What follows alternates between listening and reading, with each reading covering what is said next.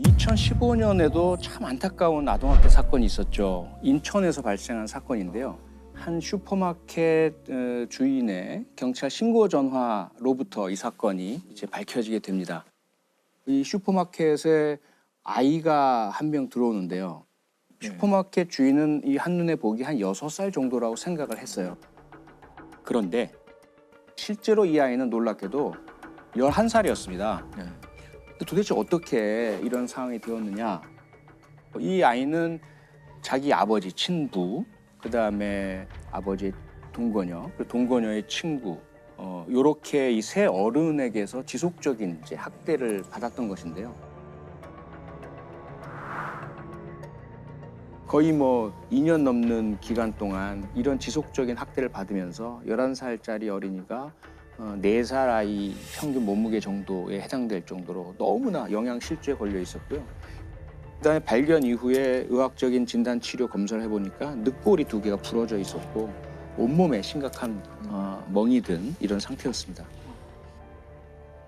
이 아버지는 게임에만 집에 있어 몰두하면서 자기가 생각했을 때 뭐 말을 안 듣는다든지 귀찮게 한다든지 이러면 주먹, 발로 마구 때리기도 했고요. 그다음에 이 행거, 옷 거는 거 있잖아요. 그 쇠파이프로도 막 때리기도 했습니다. 그리고 이 어린아이를 며칠간 밥을 안 주고 굶기기도 했고요. 그리고 손 노끈으로 막 묶고 결박을 한 채로 이 뒷 베란다, 창고 같은 거 이런 데 막 감금해 두기도 했었어요. 그러니까 이 어린아이가 너무 힘들고 괴롭고 고통스럽고 배가 고파가지고 묶여있던 노끈을 가까스로 풉니다. 그리고 이 높은 2층 베란다를 탈출을 해가지고 땅으로 내려와서 가까운 슈퍼마켓에 들어갔었던 거예요. 11살 여자아이가 배가 너무 고파서 맨발로 집에서 탈출했는데 몸 곳곳이 멍들어 있었고 친아버지와 동거녀가 2년 넘게 집에 가둬놓고 이렇게 만들었다고 합니다. 소녀의 키는 120cm, 초등학교 5학년 나이인데도 몸무게는 4살 평균인 16kg에 불과했습니다. 지난 12일 낮 자신의 집인 빌라 2층의 세탁실에서 가스배관을 타고 탈출했습니다. 집안 욕실과 세탁실에 갇히길 수십 차례, 동거녀와 살며 인터넷 게임에 빠져 산 아버지는 딸이 남은 음식을 찾아 먹으면 매질을 했고 일주일 넘게 밥을 주지 않을 때도 있었다고 경찰은 밝혔습니다. 아니 이게 학대가 굉장히 심한 경우인데 이거 주변에서 눈치를 못 챘을까요? 범죄 심리학자들 다수가 아동학대 피해자분들을 이제 생존자라고 불러요. 예, 가장 일상적이면서도 함께 사는 가까운 사람에 의해서 벌어지기 때문에 잘 드러나지가 않죠. 결국 아주 심각한 중상해나 커다란 사건이 되어서야만 밝혀집니다. 그래서 아동학대는 어떤 범죄보다도 암수 범죄가 많죠. 그리고 실제 아동학대의 80%는 그렇게 가정 내에서 일어나는 아동학대가 80%고 우리가 알 수가 없는 경우가 대부분이죠. 그래서 이 사건을 계기로 정부에서는 장기 결석 아동들, 학교에 가야 하는데 오지 않는 아동들에 대한 전수조사를 실시하게 되었습니다. 학대를 당한 딸은 학교를 2년 넘게 결석했지만 교육당국의 손길은 미치지 못했습니다. 아동관리에 허점이 드러난 건데요. 정부가 부랴부랴 장기 결석 학생에 대해 전수조사에 나섰습니다. 요즘 아동학대에 대한 그 법과 그 인식이 굉장히 높아지고 있는데 여전히 좀 부족하다는 생각이 많이 들어요. 여전히 부족합니다. 네. 여전히 부족하고요. 앞서 제가 이제 생존자라는 표현을 말씀드렸지만 사실 아동학대는 그 자체가 트라우마로 작용하고 상당히 심각한 그런 피해 후유증으로 남게 되죠. 2013년에 미국 여러 대학에서 한번 연구를 해봤어요. 아동학대 피해자들과 아동학대를 당하지 않은 아이들 사이에 그 fMRI라 그래서 자기공명 영상으로 뇌를 이제 촬영을 해본 거예요. 그랬더니 아동학대 피해자들에게서 나타나는 독특한 현상이 전전두엽하고 해마 부위를 연결짓는 곳에 손상이 많이 발견이 됐어요. 그 영향은 뭐냐면 불안, 두려움, 초조 이런 것들을 잘 이렇게 견뎌내기 힘들게 되고요. 정서 관리가 어려워지고 상당히 좀 장기적인 후유증이 남을 수 있는 그런 상처가 발견이 되는데 문제는 과거엔 대놓고 폭력과 학대를 저질렀다면 이제는 아동학대가 처벌받는다는 걸 아니까 몰래 숨어서 그리고 지능적으로 눈에 보이지 않는 부위에 대한 폭력과 학대를 저지른다든지 정서적 학대를 한다든지 이런 일들이 많이 벌어지고 있어서 결국 아동이 받는 충격은 다른 아이들은 나보다 행복하게 살고 있는 것 같은데 나만 이렇게 괴롭고 모욕당한 것 같아라는 느낌을 갖고 있다면 이 외부적인 몸의 상처는 없어도 마음의 상처는 더 심하거든요. 여기에 대해서 과연 우리가 친권자, 양육권자들로부터 아이들을 지켜주고 새롭게 그 나이 또래에 맞는 애정과 관심과 양육을 해줄 사람에게 보호를 제대로 찾아서 연결해 주느냐? 그렇지 못하고 있죠, 아직까지. 이제 막 범죄 영화 같은 거 보면 가정 폭력이나 아동 학대를 당했던 경험에 범죄자들이 꽤 있었거든요. 실제적으로 피해자였던 사람이 나중에 가해자가 되는 경우가 있나요? 그 우리가 잘 아는 연쇄살인범들 유영철, 정남규, 강호순 아동학대 피해자입니다. 어린 시절에는. 그렇다고 해서 우리가 그런 강력범죄자들에게 면죄부를 줄 수는 없어요. 없죠.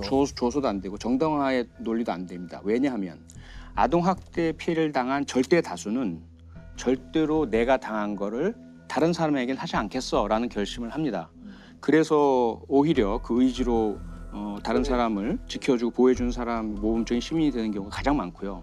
또 다른 분들은 그 학대 피해 후유증을 잘 이겨내지 못하고 아동학대 피해 후유증을 안고서 우울증이라든지 정신과적인 질환을 앓으시면서 힘들어하시는 분들이 그 다음에 다수고요.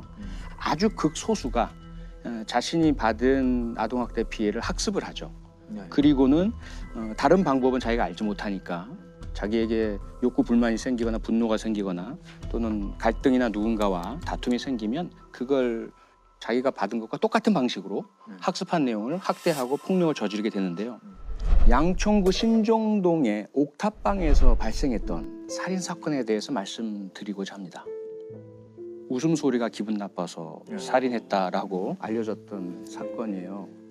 이 사건의 범인이 33살이었는데 10여 년간 교도소에 복역하고 있다가 출소한 친구였어요. 근데 그 사이에 세상은 많이 바뀌었잖아요. 자기가 나와서 새로 적응하고 살려고 노력을 했는데 건설 현장에서 이제 일하는 것밖에는 할 수 있는 게 없고 그래서 그날도 토요일인데 2010년 8월 7일이었죠. 이 사람이 일이 없었어요. 다른 사람들은 다 가는 자기는 안 불러준 거죠. 그래서 그때 일하러 갈 때 필요한 망치, 칼, 이런 장비들 든 가방을 가지고 동네를 돌아다니다가 어린이 놀이터에 혼자 이렇게 앉아 있었던 거예요. 그런데 어디선가 웃음소리가 들린 거죠.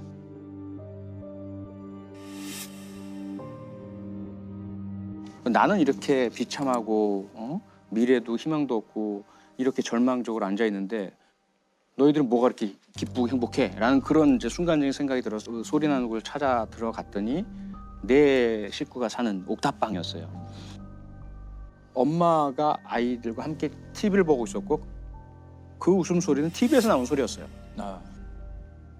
근데 이제 엄마가 깜짝 놀라잖아요. 낯선 사람이 이렇게 들어서니까. 그랬더니 가방 안에 있던 망치를 꺼내가지고 그냥 이렇게 머리를 가격을 한 거예요. 그런데 그때 아빠가 화장실에 계시다 나오고 또 그 장면을 보니까 가방에서 칼을 꺼내서 아버지를 또 찔렀어요. 결국은 아버지는 돌아가시고 어머니는 중상을 입고 중환자실에 오랫동안 치료를 받으시는데 그리고는 그냥 가버렸어요. 가정집에 침입해 이유 없이 가장을 살해한 신정동 살인사건의 범인이 잡혔습니다. 윤 씨는 신정동 일대를 배회하다 단란한 주말 저녁을 보내던 가족들에게 흉기를 휘둘렀습니다. 그러니까 경찰로서는 그 현장에 갔는데 미스터리인 거죠. 이게 도대체가 범행 동기가 불분명한 거예요. 부모님이 무슨 원한 관계가 있나? 아무리 찾아봐도 원한 지금 사람도 없고 불만 가진 사람도 중에 아무도 없는 거예요. 오직 CCTV에서 발견된 모습이 있어요. 그 현장에 떨어진 모자, 인상착의. 도대체가 풀리지 않는 미스테리로 30일 넘게 계속 현장 주변에서 탐문하고 그러다 이제 36일째 되는 날 갑자기 형사 한 분이 잠깐 차를 세운 거예요. 창밖에 그 CCTV에 찍힌 것과 똑같은 옷을 입은 똑같은 가방을 든 사람이 걸어가고 있는 거예요. 그래서 다짜고짜 가서 왜 그랬어라고 질문을 했더니 경찰서에 가서 말씀드릴게요. 그러니까 이 사람은 멀리 도망갈 의사도 없었고 그럴 요량도 없는 상태였어요. 그러니까 제가 한 4시간 면담을 하면서 도대체 어떻게 살아왔는지 왜 그랬는지를 따져보니까 이 친구가 어린 시절부터 자기 아버지로부터 극심한 가정폭력, 온 가족이 다 폭행을 당했어요. 술만 드시고 막 집안 다 때려 부수고 어머니 폭행하고 아이들은 도망 다니고. 그런데 이 사람이 그 아버지가 하던 행패를 학습을 한 거예요. 조금만 기분이 나쁘면 술 마시고 자기 아버지가 하던 걸 똑같이 하다가 그걸 강력범죄에 저지르고 잘못된 선택을 하게 되고 결과적으로는 뿌리는 아동학대더라 이 말이죠. 현장 검증에서 윤 씨는 행복한 가정의 웃음소리가 자신의 처지와 비교돼 범행을 저질렀다고 말했습니다. 나 자신은 이렇게 비참하게 살아가는데 그 다른 사람들의 행복하게 살아가는 모습이 너무나도 저와 비교돼가지고 순간적으로 그런. 경찰은 윤 씨에 대해 살인 혐의로 구속영장을 신청했습니다. 물론 전적으로 본인 책임입니다. 그렇습니다. 그렇다 하더라도 예. 본인이 절대로 다른 사람을 해치지 않겠다는 기본적인 신념을 가지고 살아야 되지만 만약에 어린 시절에 아동학대 당하고 가정폭력의 피해자였을 때 사회가 제대로 개입해서 보호하고 교육하고 치료하고 그런 개입을 했었더라면 과연 이 무고한 피해자들이 생겼겠느냐라는 거죠. 그렇습니다. 예. 또 아동학대 사건입니다. 경남 창녕에서 온몸이 멍투성이가 돼 인천에서 아동학대로 의심되는 사망 사건이 또 발생했습니다.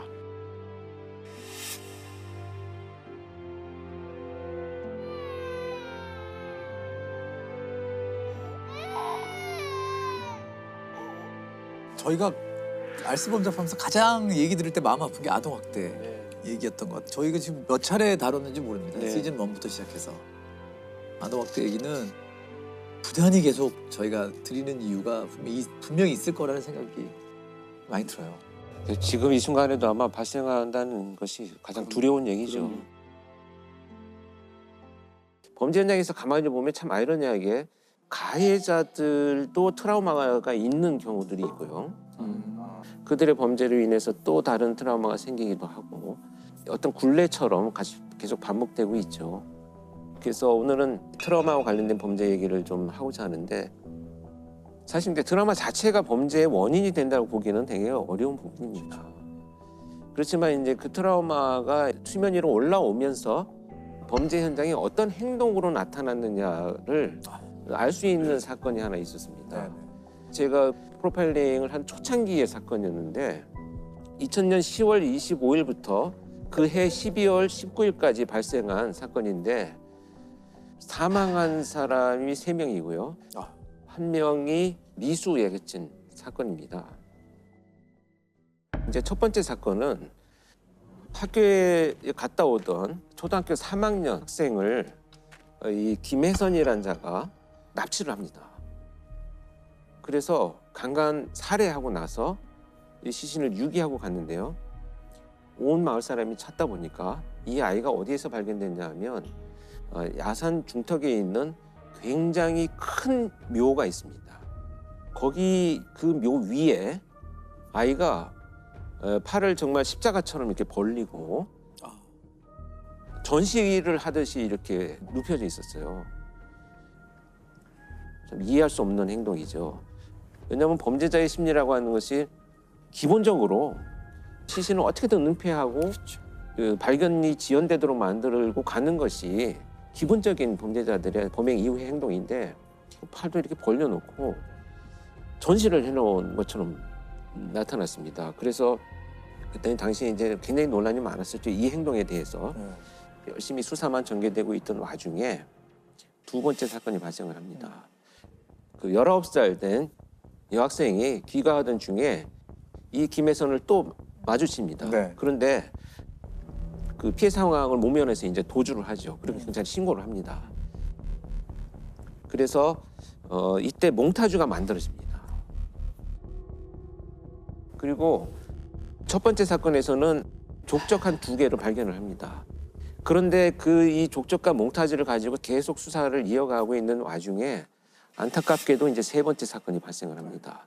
근데 이 세 번째 사건은 고등학교에 다니는 누나와 이 남동생이 농로를 걸어가고 있는데 김혜선이 이 피해자 아이들을 덮쳐서 밀어서 농로 밑으로 추락을 시킵니다.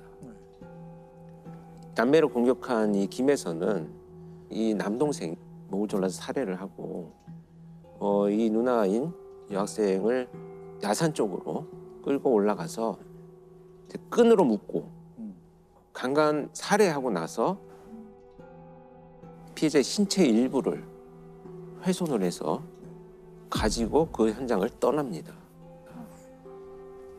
자, 근데 여기에서 족적이 발견이 됩니다. 근데 이 족적이 첫 번째 현장에서 나타난 족적과 동일하게 나타납니다. 그래서 이걸 이제 연쇄 사건으로 판단을 하고 일단은 신발을 찾는 수사를 전개를 했는데 한 집을 방문을 했는데 마당에 진흙개비가 내린 이 마당에 이 족적과 같은 신발의 족적이 있는 집을 발견을 합니다. 그래서 투입에 대한 수사관들이 현장에서 피해자의 신체 일부와 현장에 썼던 끈, 또 칼 이런 도구들을 발견을 하고 체포를 하게 된 이런 사건입니다. 전북 고창에서 발생한 엽기적인 연쇄 살인 사건은 어제 검거된 이웃마을 30대 남자가 저지른 것으로 밝혀졌습니다. 강간 전과자로 일정한 직업이 없이 흉기와 노끈을 소지한 채 조용했던 농촌 마을에 씻을 수 없는 충격을 안겨줬습니다. 약간 범인은 사이코패스라고 봐야 될까요? 저는 지금 아마 검사를 했다면 상당히 높은 점수를 가진 사이코패스의 성향을 갖고 있다고 봅니다. 제가 현장에 투입이 됐었던 사건이고 면담을 실제 들어갔을 때도 이 김혜선이 저한테 이제 굉장히 얼굴에 미소를 띠면서 자신 있고 즐거운 표정으로 했던 얘기는 뭐냐면 그 시기에 자기가 동물을 학대한 내용들을 설명하는 과정이었습니다. 갈등이나 이제 어떤 그 스트레스 요인이 됐을 때 있는 동물들한테는 다 잔혹행위를 저질렀는데 사실 성장을 해가지고 사람한테도 같은 방식으로 공격 행위를 하면서 자존감이 회복되는 그런 느낌들인 거죠. 전형적인 사이코패스의 모습을 진짜 드러내는 이런 자였죠. 아, 그러면은 무덤에 눕혀가지고 이렇게 전시하듯이 했던 그 이유가 뭘까요? 네, 그것이 이제 가장 의문스러웠죠. 출장을 가서 이제 면담을 하기 시작을 했어요. 근데 왜 그랬느냐라는 질문에 화가 나서 그랬다는 거예요. 화가 나서. 그런데 화가 났다는 표현조차도 지금 이 행동을 도무지 해석할 수 있는 연결고리를 찾을 수는 없었습니다. 그래서 저는 이제 면담을 이어가면서 끝없이 뭔가 이 사람의 어떤 삶의 궤적을 들여다보면 아마도 이 행동의 어떤 원인을 찾을 수 있지 않겠는가. 이제 끝없이 여러 질문들을 했어요. 저도 질문을 계속 이어가던 중에 자, 이제 어린 시절의 이야기를 하기 시작을 했습니다. 그래서 아주 어린 시절부터 이유 없이 이제 자기는 가정폭력을 심하게 받았다는 거예요. 아버지한테 밥상을 뒤집어 엎고 두들기고 맞고 이런 일들이 있었다고 합니다.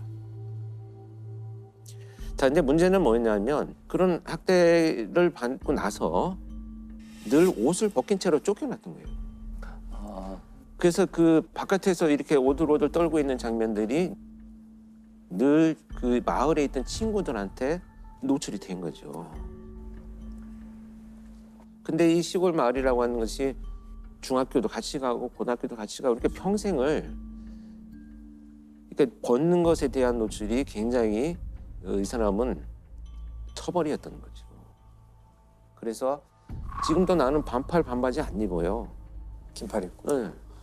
그 말을 듣는 순간 아, 이것은 지금 이 굉장한 연결고리가 있는 것이구나 이제 알게 된 거죠. 그래서 이 첫 번째 피해 아동이 납치를 해서 성폭행을 하려고 데리고 갔는데 성폭행을 하는 과정에 이 아이가 사망을 해버렸다는 거예요. 네. 의식을 잃고 자기는 자기의 목적을 이루지는 못했는데 아이가 사망했다는 것이 화가 났다는 거죠.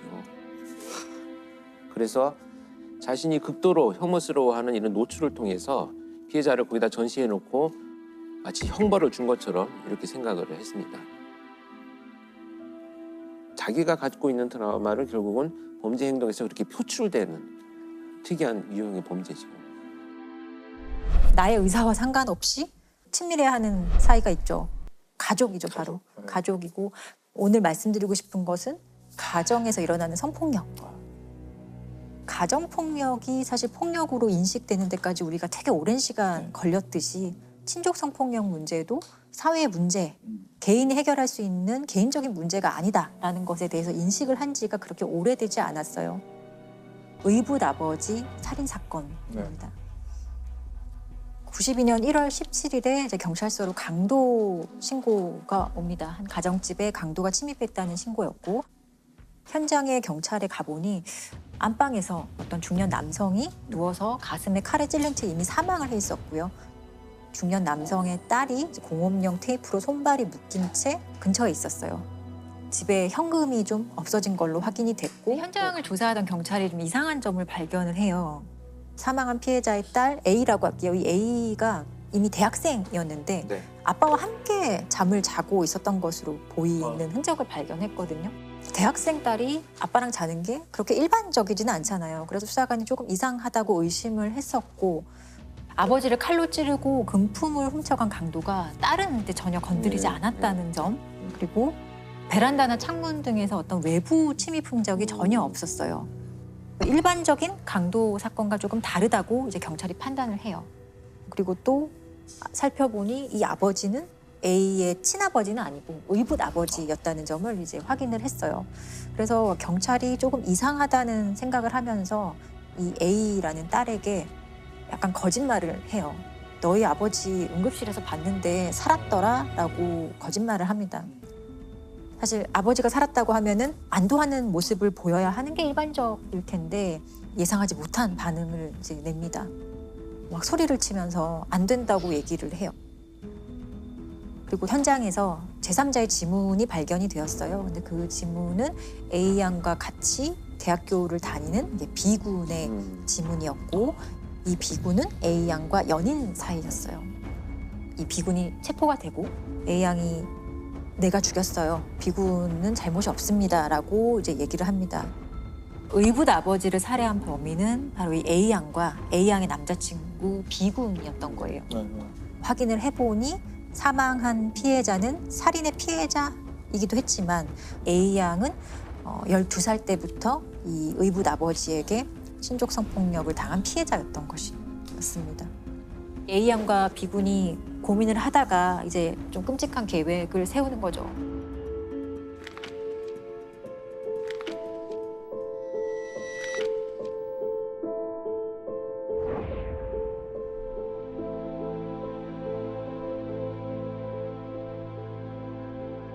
A는 어렸을 때 어머니가 재혼을 해요. 7살 때 재혼을 하고 이 의붓 아버지를 만나게 되는데 A 양이 12살이 되던 해부터 이제 상습적으로 A 양을 이제 성폭력하기 시작을 했는데 처음에 성폭력은 가족들 몰래 A 양 성폭력하다가 A 양의 어머니가 이걸 다 알게 되었어요. 근데 그럼에도 불구하고 중단하지 않고 이제 그때부터는 아예 대놓고 노골적으로 계속 성폭력하기 시작을 해요. A 양의 어머니에게도 이 사실을 알리면 죽여버리겠다는 식의 협박을 일삼았고 한 번은 이 A 양과 A 양의 어머니가 경찰에 신고를 한 적이 있다고 해요. 근데 이 A 양의 의붓 아버지의 직업이 이제 검찰청의 간부였던 거예요. 그래서 당시에 경찰이 A 양의 아버지를 보고 검찰청 간부인 걸 확인하고 그대로 그냥 돌아간 적이 있다고 하거든요.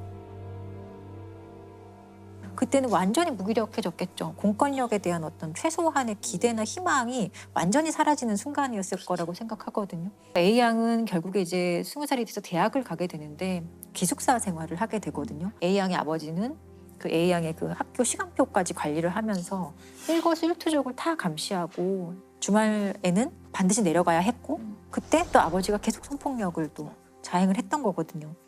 그러다가 A 양이 이제 이 B군을 만나게 되거든요. 다행히도 B군은 A 양의 이런 그 피해 사실을 다 알고도 A 양을 진심으로 사랑했고 A 양을 도와주기 위해서 무척이나 노력을 합니다.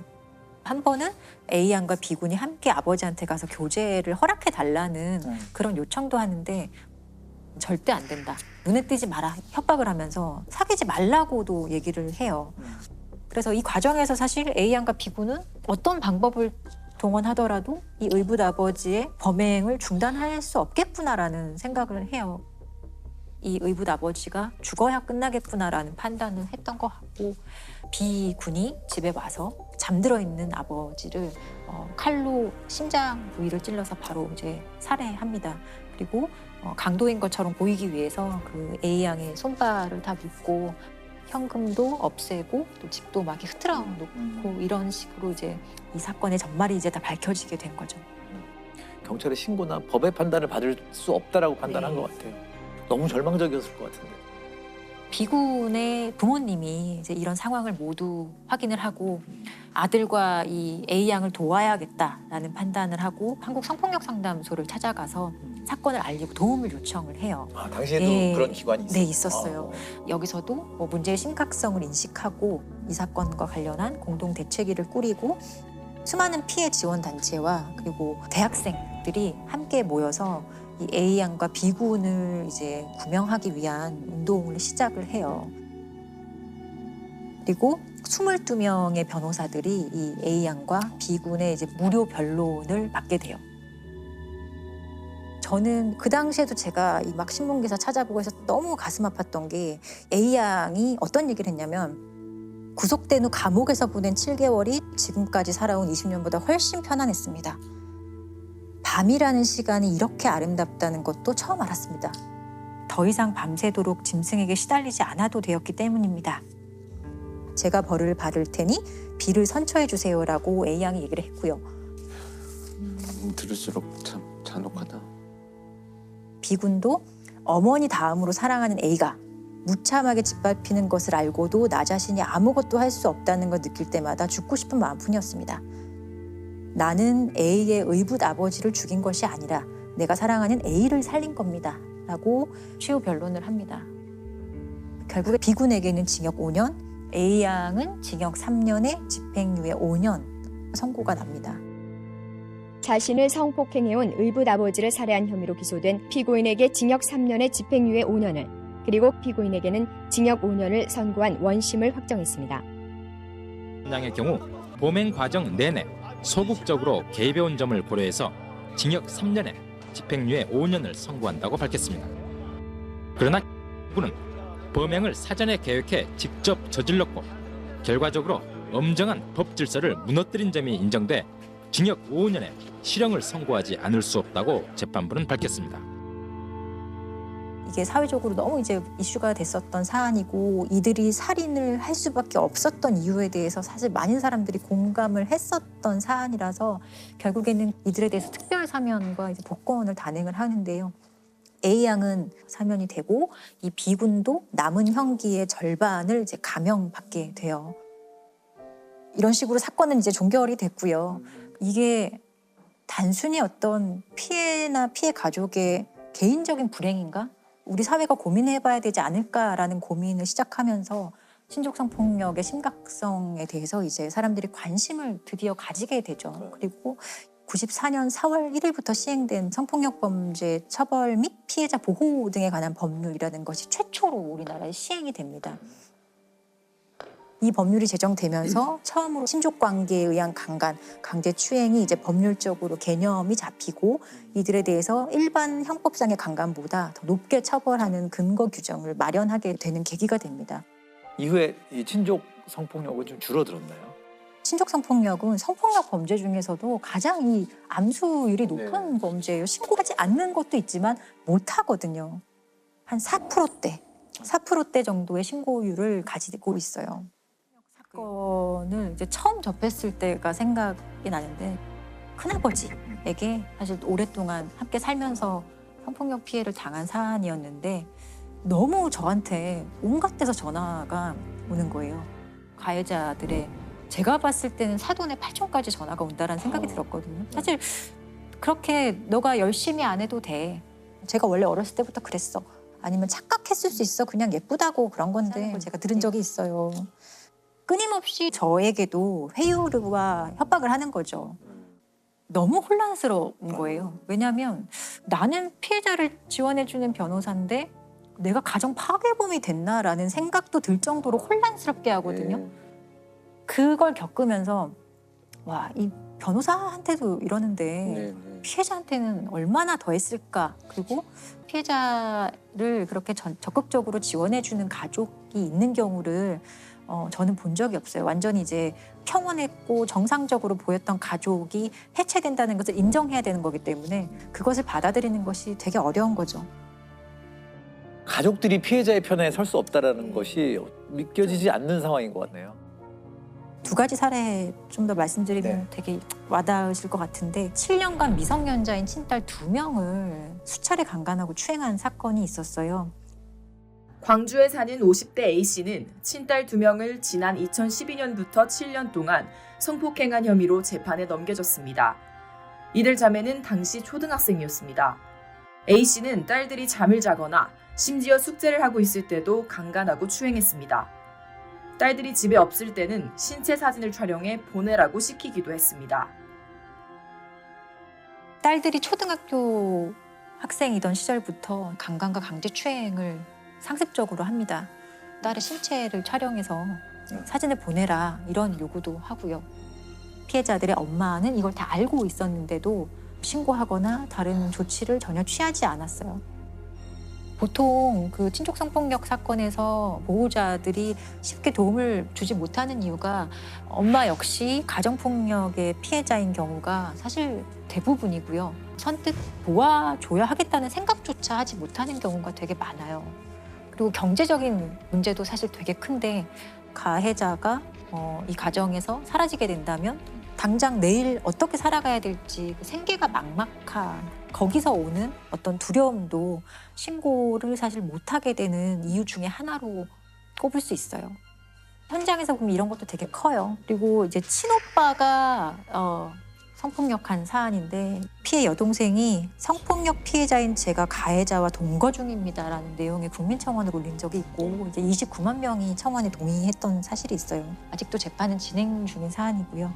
이 사안도 오빠가 친동생을 성폭력하고 그 성폭력 상황을 카메라로 촬영까지 한 사안이었는데 이들의 부모는 오빠에게는 아주 여러 명의 변호사를 붙여주면서 무죄 변론을 시키고 이 피해자는 국선 변호사가 홀로 어렵게 싸워 나갔던 사안이에요. 진짜 친오빠의 강간 사례가 현장에선 사실 많이 없는 사례 중에 하나거든요. 없어서 제가 많이 못 보는 게 아니라 신고가 되지 못하는 사건이에요. 생각해 보세요. 나의 자식이 한 명은 가해자고 한 명은 피해자예요. 부모가 어떻게 할까요? 부모가 피해자 편 들어주는 부모는 없어요. 가해자가 된 우리 다른 자식을 어떻게 하면 최대한 살릴 수 있을까를 고민합니다. 이런 사안을 보면 사실 친족 성폭력 피해자가 가족들의 지지를 받는다는 것은 현실적으로 정말 어렵고 오히려 기대하는 것이 이상할 정도의 상황인 거죠. 반대로 피해자의 각오가 필요하네요. 그렇죠. 우리 가족과 난 단절될 각오를 하지 않는 한. 실제로 선고형도 일반 강간죄에 비해서 사실 많이 높게 설정이 되어 있지만 친족 관계에 의한 성폭력 가해자들이 도대체 얼마의 형을 사는지 계산을 해봤더니 평균 71.4개월 정도, 6년 정도. 그러니까 사실은 형의 집행이 종료되고 다시 가정 친족 관계로 돌아왔을 때 그런 걸 생각하면 그렇게 만족스러운 형량은 결코 아니라고 생각이 들어요. 말도 안 되는 형량인데요. 고민이 되겠지만 피해자를 조력해주는 어떤 체계적인 시스템이 사실은 있어요. 피해자가 원할 경우에 뭐 쉼터라든지 피해자 지원 시설로 가서 보호받고 가족과 단절해서 살 수 있는 공간이 마련되어 있기 때문에 고민하지 않고 신고해도 된다고 생각해요. 이들이 내는 목소리를 우리가 잘 듣고 그리고 그 용기를 지지해주고 함께 고민하는 것부터 우리가 시작해야 될 것 같아요. 그러니까 세간에는 이제 도가니 사건으로 많이 알려져 있었죠. 그때 뭐 도가니 영화 나오고 또 소설도 나오고 했을 때 이제 온 국민들이 크게 이제 분노했던 사건인데요. 이 사건은 2000년부터 2004년 사이에 그 인화학교라는 학교에서 교직원들이 그 청각 장애인인 그 학생들을 집단적으로 성폭행, 성추행 또는 이제 그냥 일반 폭행을 했던 사건입니다. 그러니까 이 특수학교인데 이제 청각 장애인들을 교육하는 그런 것이고요. 언어장애가 있는 18살 여학생의 손발을 묶은 뒤 성폭행하는 행정실장. 그때 두 사람 얘기하더라고. 그래서 확실하냐 이름을 딱 쓰대요. 그 두 사람이 누구였습니까? 학교 생활 보육교사하고 또 교장 선생님. 아이들이 성폭행 당했다는 증거를 전혀 정황을 전혀 우리가 캐치를 못하고 과연 이렇게 교사로서 우리가 맞는가?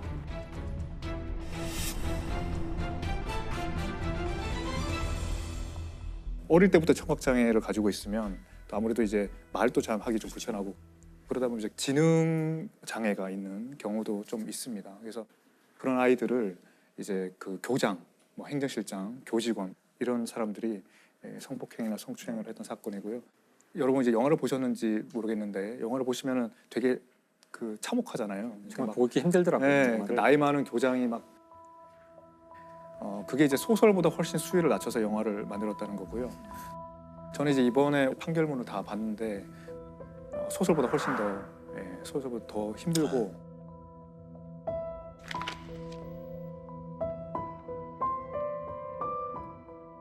아예 뭐 밤부터 새벽까지 막 묶어놓고 성폭행도 하기도 하고 정말.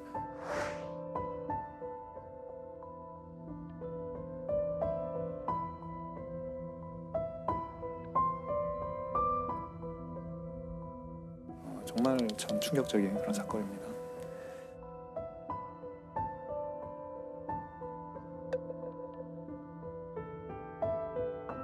수사 결과 밝혀진 것은 가해자가 이제 6명, 피해자 아이들은 한 9명 정도 나왔고, 근데 뭐 누구나 뭐 짐작할 수 있듯이 실제 피해 규모는 그보다 훨씬 많을 거라고 그렇죠. 네. 많이들 생각하고 있습니다. 이렇게 오랜 시간 동안 피해가 있었음에도 좀 뒤늦게 밝혀진 이유가 뭘까요? 한마디로 말하면 좀 폐쇄성 때문인데요. 첫 번째로는 이 학교의 모든 관계자가 다 가족입니다. 그러니까 이사장이 있고요. 교장은 이사장의 맞이고요. 행정실장은 이사장의 차남이고요. 그러니까 이사는 또 부인이고요. 뭐 그런 식으로 처제, 동서 막 이런 사람들이 다 교감, 이사, 이런 감사 다 이렇게 장악하고 있는 거죠. 가족들이 운영하는 학교 법인이군요. 그렇죠. 또 기숙학교입니다. 그래서 이 뭐 출입을 다 통제하고요. 교사들이 있지만 교사들이 여기 들어갈 때 기부금을 좀 불법적인 기부금을 내고 들어갑니다. 뭔가 나쁜 일이 있어도 쉽지 않은 거죠.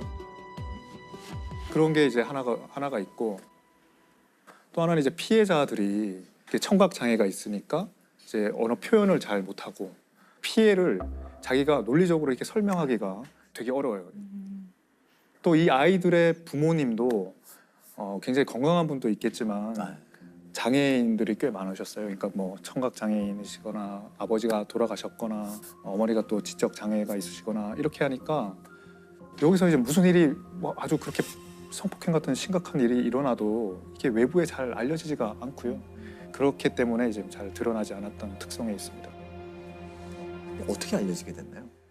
이 사건은 2005년도에 이 내부에 이제 교사가 계셨는데 그분도 청각 장애가 있으세요. 근데 그분이 학부형한테 이제 전화로 신고를 받은 거죠. 우리 딸이 행정실장한테 이런 몹쓸 짓을 당했다고 한다.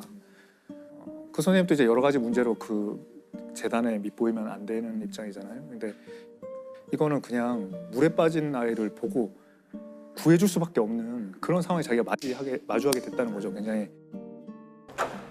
야전 소방에서 몹쓸 했다고 피해 학생이 저한테 말했는데 농학생들이 겪은 고통 피해는 제가 바로 겪는 고통과 같다고 생각하고 있기 때문에 결코 그대로 침묵할 수 없었습니다.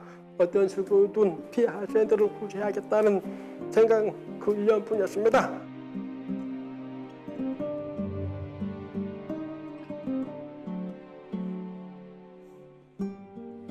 이 사건이 사회적 공분을 그렇게 일으킨 거는 범죄 자체가 너무 끔찍하고 탐욕적이고 막 그런 것도 있지만 그에 못지않게 이 사람들이 처벌을 너무 경미하게 받았기 때문이거든요. 그러니까 뭐 10몇 살짜리 강간한 교장이 결과적으로는 징역 2년 6월에 집행유예 3년. 행정실장도 징역 8개월. 뭐 다른 교사도 뭐 징역 10월, 뭐 징역 6월 뭐 이렇게 너무 경미한데요. 그리고 뭐 일부는 공소시효가 완료됐다고 아예 서너 교직원은 문제도 안 됐고요. 당시 가해자로 지목된 6명 가운데 4명만이 실형을 선고받았고 이들마저도 항소심에서 집행유예로 풀려났습니다. 그러니까 저도 제가 판사 때 이 사건이 나왔는데요. 이게 지금 와서 돌아봐서 이제 여러 가지 이 원인이 뭘까 생각해 보면 뭐 크게 두 가지인 것 같습니다. 그 당시 법이 가해자에게 좀 유리한 측면들이 있었고요. 기본적으로 성범죄가 다 친고죄였습니다. 친고죄라는 거는 피해자가 고소를 해야만 수사를 진행할 수 있고 또 재판을 할 수 있는, 판결을 할 수 있는 그런 거였거든요. 피해자가 고소를 안 하고 있거나 피해자가 처음에 고소를 해도 합의를 해가지고 고소 취소가 되면 그냥 그 순간 수사도 중단하고 재판도 중단하고 그냥 처벌을 면하는 그런 시대였죠. 지금 시대는 안 맞는 거죠. 예. 그리고 두 번째는 이제 고소를 하더라도 고소의 기한이 정해져 있었어요. 예. 고소를 그냥 아무 때나 할 수 있는 게 아니라요. 그렇죠. 범인을 안 날부터 1년이거든요. 예. 그 당시 법이 범인을 안 날부터 1년이에요. 아 그래요. 이 사건에서 어떤 아이가 피해자인데 얘는 지금 무섭고 부끄러워서 이 피해를 말하지도 못하는 상황이었어요. 근데 이제 막 사건이 문제가 돼서 다른 아이의 대한 수사가 진행되고 있었어요. 그럼 경찰에서 참고인으로 이제 불려가서 얘도 조사를 받잖아요.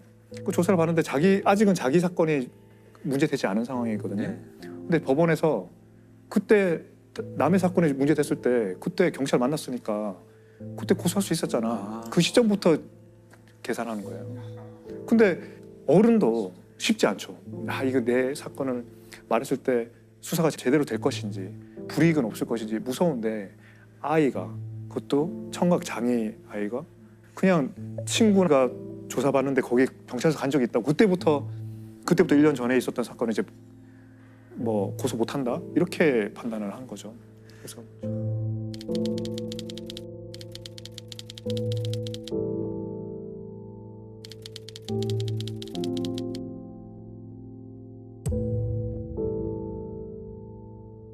또 하나 이제 그 판사들이 이제 판단한 것 중에 또 하나는 이제 이런 고소기간 친고죄가 아닌 범죄로 검찰에 이제 그때 기소를 해보려고 그랬어요. 네. 그러니까 장애인에 대한 중간간죄로 기소를 했습니다. 이 범죄자들을. 그러니까 고소기간이 많이 지나도 할 수 있잖아요. 근데 중간간죄가 뭐냐면 원래 강간죄는 폭행 협박으로 피해자를 이제 제압하고 간음을 하는 거거든요. 근데 중간간죄는 어떤 다른 사유로 이미 제압당해 있는 거예요, 피해자가. 뭐 약에 취해 있거나 뭐 교통사고 당했거나 그런 상황에 있는 피해자를 거의 한거불능에 있는 피해자를 간음한 거죠. 이제 그런 걸로 이제 기소를 했는데 근데 이 아이가 어떤 상황이었냐면 가해자의 방에 들어가서 거의 이제 그 육체적으로 뭐 짓눌려 있는 상태인데 그때 수화로 나는 이게 싫다라고 표현을 했고 그리고 옷을 벗겼는데 자기가 좀 끌어올렸다. 그러면 한 거를 한 거 아니냐. 한 거가 아예 불가능하지는 않았지 않냐. 그래서 이제 한 거 불능이 아니라고 해서 중간간죄가 아니라고 그때 판결을 했거든요. 이게 뭐죠? 좀 말이 안 되는 것 같아요. 네, 맞습니다. 네.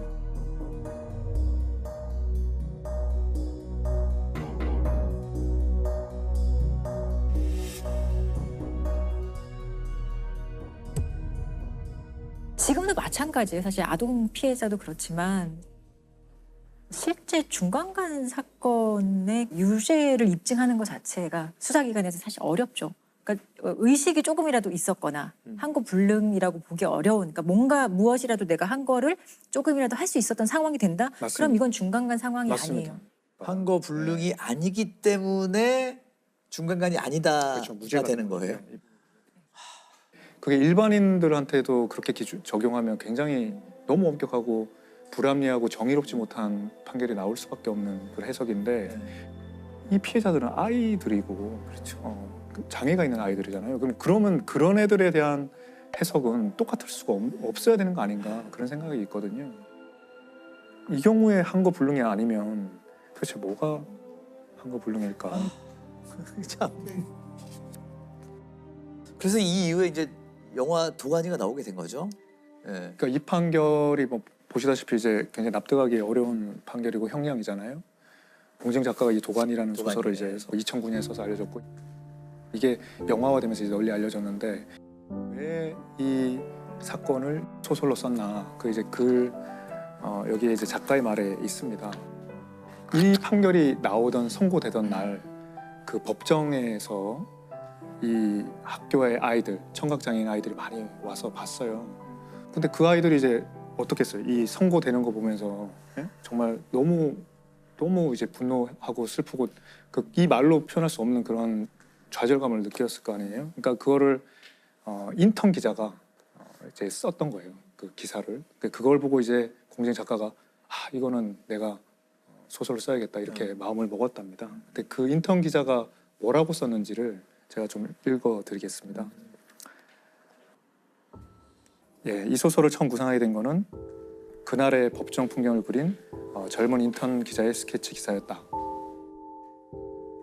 그 마지막 구절은 아마도 집행유예로 석방되는 그들의 가벼운 형량이 수화로 통역되는 순간,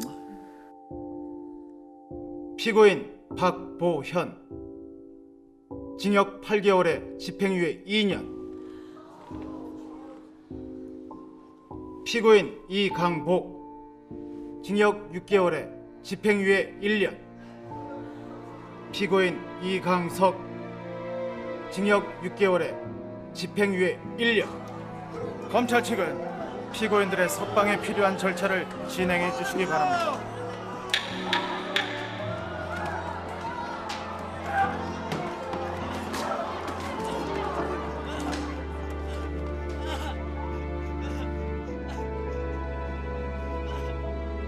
법정은 청각장애인들이 내는 알 수 없는 울부짖음으로 가득 찼다.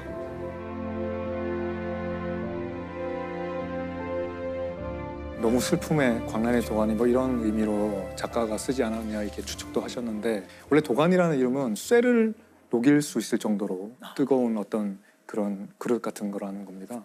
또 아니면 이제 슬픔이나 강한 감정에 격정이 들끓는 그런 상태를 말하는 건데, 이 학교, 이 법정 얼마나 들끓었겠어요. 그 좌절감과 슬픔과 분노 이런 걸로 그 도가니를 말하는 거 아닐까, 그런 생각을 했습니다. 그래서 결국 이 소설과 영화가 나온 이후에 좀 변화가 있었나요? 온 국민들이 이제 들끓었죠. 그러니까 나라 전체가 이제 도가니가 된 거예요. 어떻게 이런 일이 일어날 수 있나. 학교 법인의 사과와 재발 방지 대책, 감독기관 처벌 등을 요구하는 청원방에는 이틀 만에 4만여 명이 서명했고, 영화 도가니가 개봉 일주일 만에 100만 명에 가까운 관객을 동원하면서 대중의 공분을 사고 있습니다. 그러면서 이제 완전히 다른 국면이 이제 펼쳐지게 됩니다. 일단 특별수사팀이 경찰에서 15명이 이제 구성이 됐고요. 예전에 불기소됐던 그런 부분들도 다시 수사를 해가지고. 그럼 원래 기소했던 건으로 다시 기소를 하게 되는 건 안 되지 않나요? 그 재판받은 거는 이제 건드릴 수가 없는 거고, 네네. 일단 무혐의한 게 있어요. 증거 부족하다는 걸. 그럼 이제 추가 증거를 찾아가지고 기소를 한 거죠. 예. 예를 들면 행정실장이 범죄가 제일 문제가 되는데, 밤부터 새벽까지 성폭행하고 묶어놓고 성폭행한 그런 것들이 기소가 되고 징역 12년이 나옵니다. 10년이 나오고 2심에 가서 이제 8년으로 감형이 됐는데요. 검찰 구형보다 더 세게 나오고, 그리고 인하학교도 2012년에 폐교가 됩니다. 사람으로서 누려야 될 기본적인 권리와 책임을 방기한 사람들, 그것을 관리 감독해야 될 책임이 있지만 소홀히 하고 방기한 우리가 이 자리에 모인 것입니다. 장애 학생 성폭행 사건을 다룬 영화 도가니의 실제 범인인 광주 인화학교 전 행정실장에게 징역 8년이 확정됐습니다.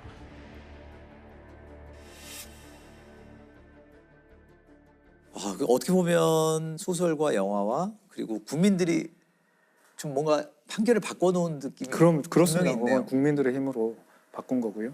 아주 근본적으로 이제 법이 많이 개정됐죠.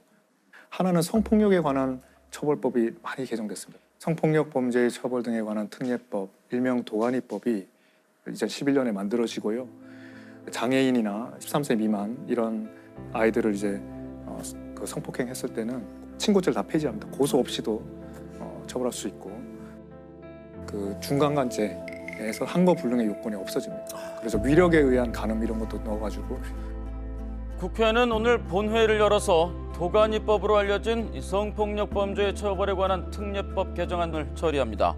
장애인 대상 성폭력의 경우 항거 불능 요건을 완화해 성폭력 사범에 대한 처벌을 쉽게 하고 미성년자 대상 성폭력에 대해선 공소시효를 폐지하는 등의 내용을 담고 있습니다.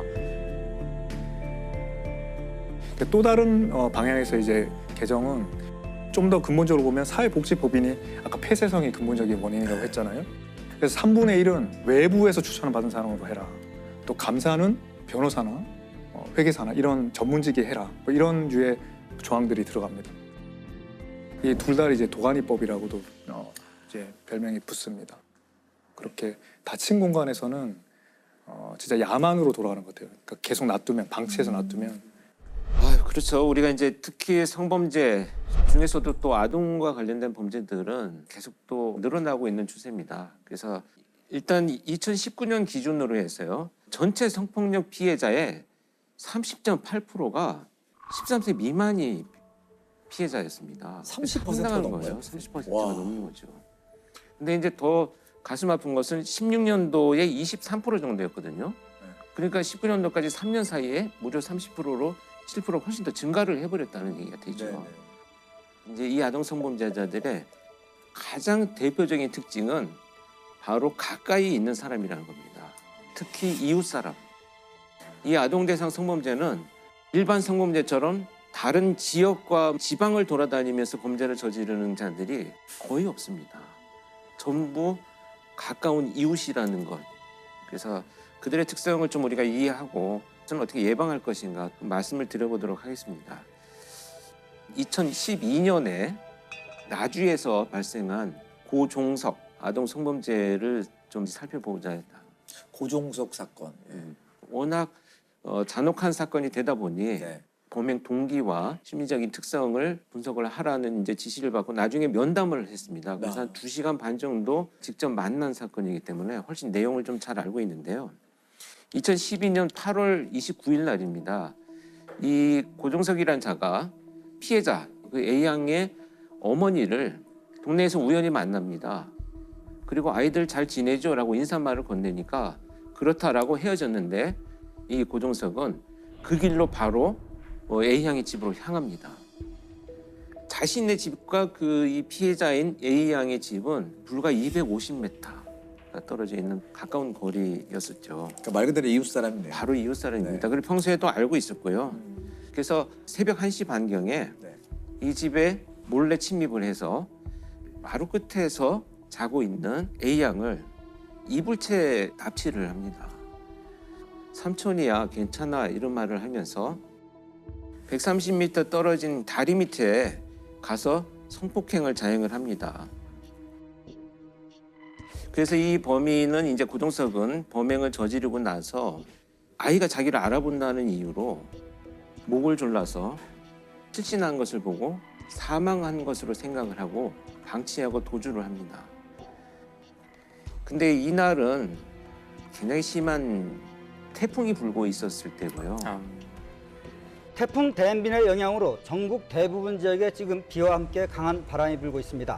강풍과 함께 최고 150mm 이상의 많은 비를 부르겠습니다.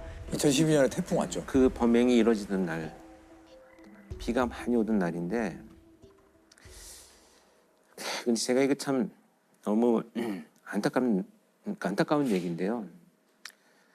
그래서 이 아이는 그 비바람이 몰아치는 곳에서 11시간 동안 의식을 잃고 있었던 거죠.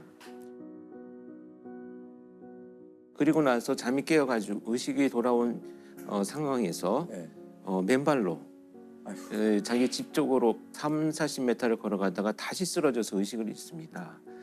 이때 그 비바람이 몰아치던 곳에서 피해를 당한 A양의 나이가 7살이었습니다. 참 말하기가 어려운 이 사건 정말 실제로 2시간 반 동안 또 면담을 하셨기 때문에 머릿속에 너무 많이 떠오르실 것 같아요. 이 사건의 모든 면면들이.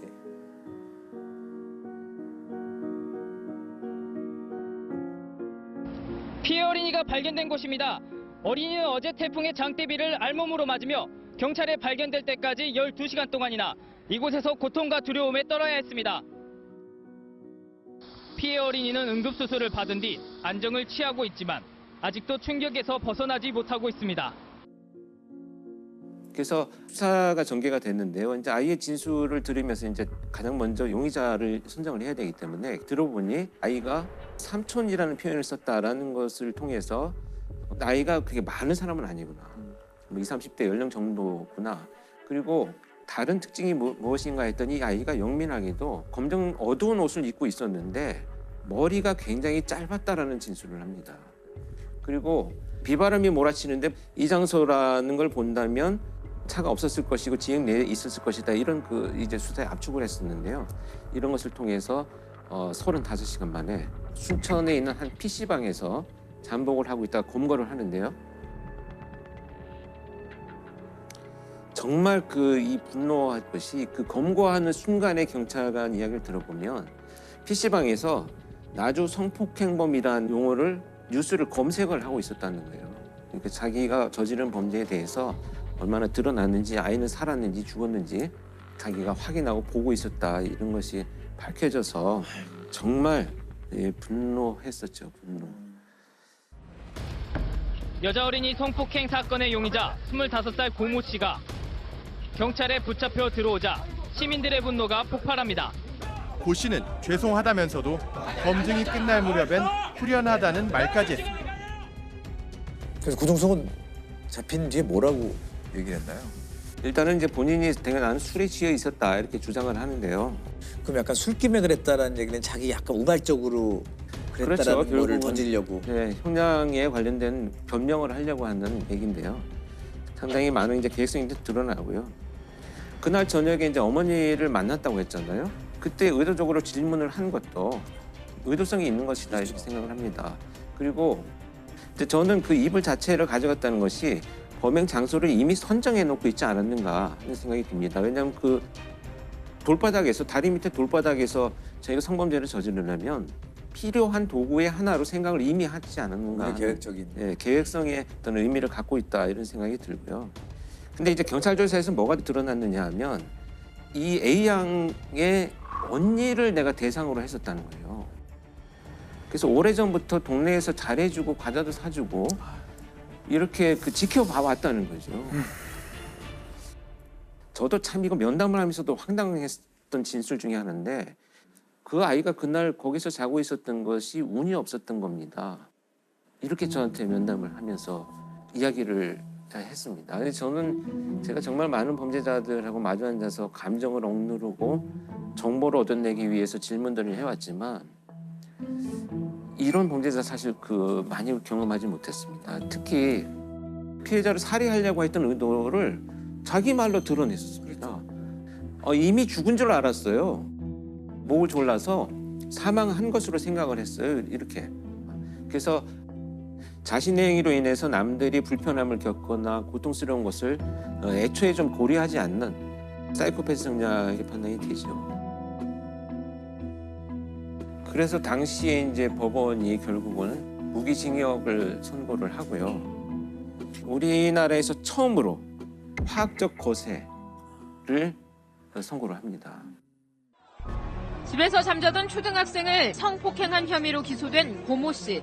대법원은 무기징역과 함께 성충동 약물치료 5년, 전자발찌 부착 30년을 선고했습니다. 검찰은 피해 초등학생 A양이 성인도 견디기 어려운 큰 수술을 2차례나 받고 또 성폭행 사건이 없었던 1살대로 돌아가고 싶다는 피해자의 충격 등을 고려해 달라고 말했습니다. 법정에서는 A양의 어머니가 흐느끼는 목소리로 A양이 재판장에게 쓴 편지를 읽었습니다. A양은 엄마가 나쁜 아저씨를 혼내주러 간다고 하니 편지를 썼다며 아저씨가 나를 또 데려가지 못하게 많이 혼내달라고 편지에 적었습니다. 근데 거기 재판한 판사님이 명쾌하게 써놓으셨어요. 피고인은 가학적이고 잔인한 성폭력 범죄를 다시 범할 개연성이 매우 높은 점 등을 종합하면 성충동 약물 치료를 해라라고 이렇게 써놓으셨어요. 그러니까 뭐 무기징역이야. 그러나 혹시라도 나가게 될 상황에서도 이건 용납할 수 없다. 이런 좀 굳은 결의를 아마 굉장히 화가 나신 것 같아요. 왜냐하면 법무부 자료를 보니까 성범죄 유형별 아동 성학대 재범률이 37.5%라고 합니다. 37. 재범률이 가장 높은 범죄 중에 하나가 아동 성범죄. 근데 이 자들이 왜 그런 범죄를 저지르느냐면 일단 적절하게 사회적 상호작용하는 것에 만성적으로 실패를 합니다. 근데 그 실패들에 대해서 너무 지나친 두려움을 갖고 있는 사람들이에요. 그러다 보니까 자존감이 떨어져요. 이 자존감이 떨어지는 자기의 감정을 회복하기 위해서 거절하지 않는 아동을 대상으로 통제하고 조정하는 이런 범죄를 저지르는 거거든요. 그리고 정말 제가 놀랐던 것은 범인이 체포되고 나중에 그 지역에 가서 그 사람이 과연 어떤 사람이었습니까? 라고 물어보면 거의 100%가 그 사람 범인 아닌 것 같아 라고 얘기를 해요. 왜냐하면 너무 온순하고 착하다는 거죠. 평상시 인사 잘하고. 이건 뭐냐 하면 애초에 타인의 시선에 매우 민감하고 거절에 두려워하는 이런 사람들이 자신을 지켜나가는 삶의 방식일 뿐이지 성향은 절대 아니라는 거죠. 친절한 이유가 있군요. 그렇죠. 어떤 일종의 가면이라고 봐야 되겠죠. 그럼 이런 사람이 주위에 있어도 알아내기는 굉장히 힘들다는 얘기네요. 네. 그리고 그런 외부의 시선에 너무 예민하고 그러니까 책임을 반드시 상대방한테 전가하는 이런 특징들을 좀 보여줍니다. 그래서 대부분 어떻게 진술하냐면 그 아이가 평상시에 나를 좋아했어요. 이게 걔 때문에 내 인생이 망친 거예요. 그 아이가 내 근처에 있었던 게 문제네. 네. 그러니까 내가 반드시 찾아가서 복수할 거야 이런 얘기를 아무렇지도 않게 하고 아이자들은 정말 아무렇지도 않게 상대방 타전하면서 가면을 쓰고 살아가는구나 이런 것을 알 수가 있었죠. 아까 왜 이웃이다라는 말을 제가 강조해서 말씀드렸냐면 가해자와 피해자의 거주지가 지금 1km 미만에서 대부분의 범죄가 일어나고 있다 이렇게 이제 수치가 나오는데요. 2km 미만에서 일어나는 것이 54% 정도입니다. 100m 이내에서 일어난 것도 거의 17%니까 한 20%가 되거든요. 아동 성범죄는 주로 가해자가 사는 곳 3km 안에서 발생한다는 연구 결과가 나왔습니다. 가해자와 피해자가 같은 동네 이웃일 가능성이 그만큼 크다는 얘기입니다. 혜진 예슬 사건의 범인 역시 아이들 집에서 150m 거리에 사는 이웃이었고 8살 여자아이를 잔혹하게 성폭행한 조두수는 자기 집에서 불과 600m 떨어진 곳에서 범행을 저질렀습니다. 고정숙 같은 아동 성범죄자들이 왜 지역 내에서 범행을 저지르느냐 하면 이 거절을 두려워한다는 회피적 성향들 때문에 낯선 곳에 가서 피해자를 물색하고 잘 모르는 지역에서 범행을 저지른 이후에 도주하고 이런 것들에 대한 두려움들을 갖고 있기 때문에 가까운 곳에서 범죄를 저지르는 것이 이제 이들의 대표적인 특징이라는 것을 우리가 이제 알아야 될 것 같습니다. 이 아동 성범죄자가 이제 출소를 하게 되면요.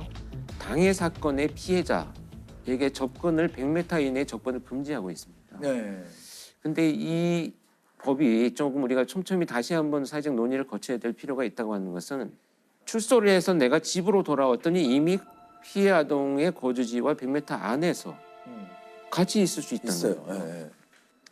그런데 이제 거주를 강제로 이전하라고 하는 법이 없기 때문에 피해자들이 다른 곳으로 가야 되는 안타까운 일이 이제 발생을 하죠. 실제로 조두순이 다 출소해서 돌아왔을 때 피해자의 거주지랑 2km? 그 정도의 거리였고 결국에 피해자가 동네를 떠났죠. 네. 조두순의 연말 출소를 앞두고 가족이 결국 안산을 떠나기로 했습니다. 어디 가면 떠나겠습니까? 피해자가 떠나야 된다는 상해를 나누기 싫어서 다시 발버둥을 쳤는데 그 아이들도 원치 않고 주변에 같이 살라는 걸 두려워하고 그러니까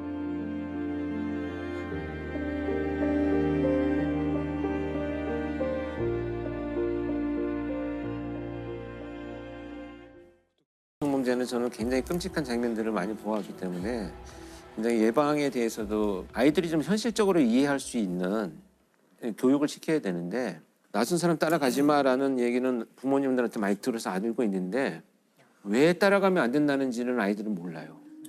그래서 아동 성범죄자들의 1번이 도움 요청이에요. 물건 좀 들어줄래?